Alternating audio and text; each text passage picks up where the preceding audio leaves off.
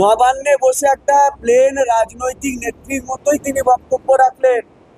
এতগুলো শিক্ষক শিক্ষিকা শিক্ষাকর্মীর যে চাকরি গেল সেই ব্যাপারে ন্যূনতম অনুতাপ অনুশোচনাটা একটু লক্ষ্য করলাম না।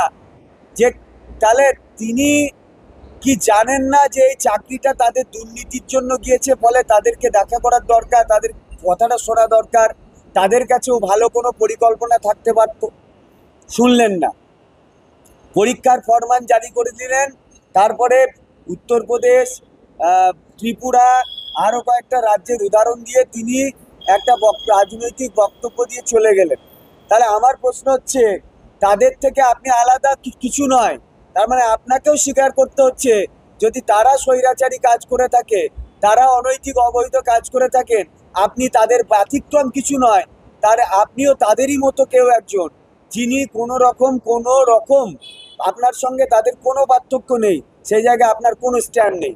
আপনার প্ল্যান পর্যন্ত আমরা পৌঁছাতে পারলাম না।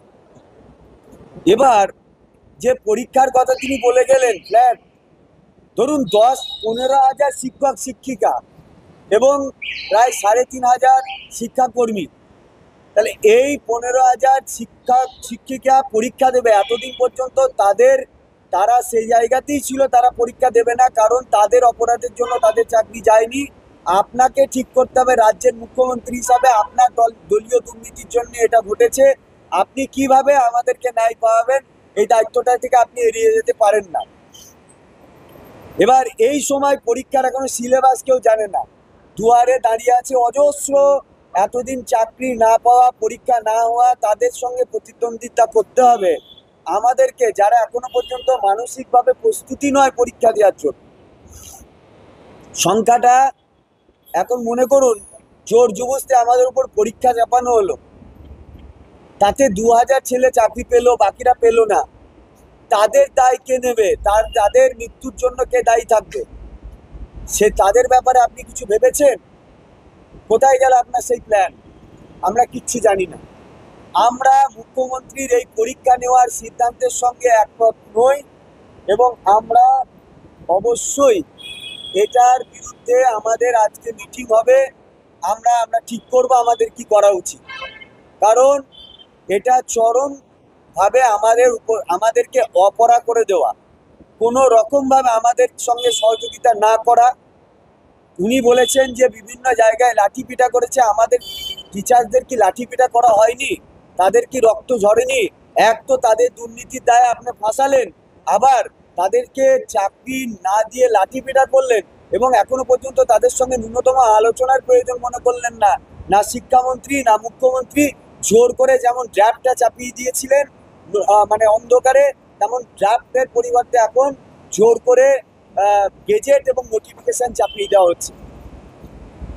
তো এই যে চাপিয়ে দেওয়া, ড্রাফটেও দেখবেন সেখানেও কিন্তু উনি ওনার নিজের ছেলেদেরকে বঞ্চিত করছেন না, তাদের টাকা ফেরত দিতে হবে, এটা তার কাছে খুব দুশ্চিন্তা। এটাকে উনি ড্রাফটে লিখছেন, তাদের টাকা ফেরত দিতে যাতে না হয় এটা দেখছেন, তাদের যাতে অন্য দপ্তরে শিফট করে দেওয়া যায়। আরে সিবিআই তাদের দুর্নীতি করে চাকরি ধরেছে, চার্জশিটে তাদের নাম লিখেছে, আপনি তাদের অন্য দপ্তরে দেওয়ার চিন্তা ভাবনা করছেন। আর আমরা যে পরীক্ষা না দিয়ে ব্যবস্থা করতে চাইছি, কেন পরীক্ষা দেব? আমরা ন্যূনতম কথা বলতে চাইছি, আমাদের কাছে তো আরো ভালো কিছু প্ল্যানিং আছে, আপনি কেন শুনছেন না? তার মানে আপনার যে অবস্থান সেটা আপনি স্পষ্ট করে দিয়েছেন, আপনি মূলত আমাদের মুখ্যমন্ত্রী হতে পারেননি, আপনি আমাদের পক্ষে কথা বলতে পারেননি, এবং ওই দুর্নীতির দায় আপনি কোনোভাবে এড়িয়ে যেতে পারছেন না বলেই আপনি অন্যদেরকে বেশি সহযোগিতা করছেন। আমরা আজকে মিটিং করে আমরা কি করা যায় বা কি পরিকল্পনা নেওয়া যায়, আমরা মিলিতভাবেই সেই কাজগুলো করব।